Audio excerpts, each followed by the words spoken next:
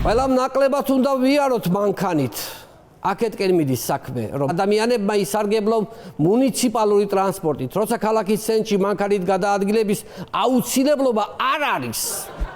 დროა ხალხო, ყველა მიბაძოთ ბატონ ბეჟანს. დიახ, ბატონი ბეჟანი ყოველ დილას ჯდება თავის ზვირადღირებულ მანქანაში, დადგება ავტობუსების ზოლში და აი ასე პატიოსნად საზოგადოებრივი ტრანსპორტის ზოლით მიდის სამსახურამდე. დიახ, უკან მიყვება ავტობუსს.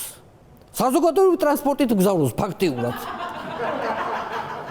მე მეთანხმები ბატონ ბეჟან წაკაძეს, როცა ადამიანი მდიდარია, არ უნდა იტანჯებოდეს საცობებში, ძვირფასო მეგობრებო. ახლა მე რიგითი მოქალაქე და ბეჟანი ერთი ხომ არა ვართ არა? ამიტომ ჩვენ ღარიბები უნდა გადავჯდეთ ავტობუსებში, რომ მდიდრებს გზაზე კონდეთ, არ კონდეთ არანაირი შეფერხება. გინდა მანქანით სიარული, მაშინ იყავი მდიდარი, რაც მე მეშვრები.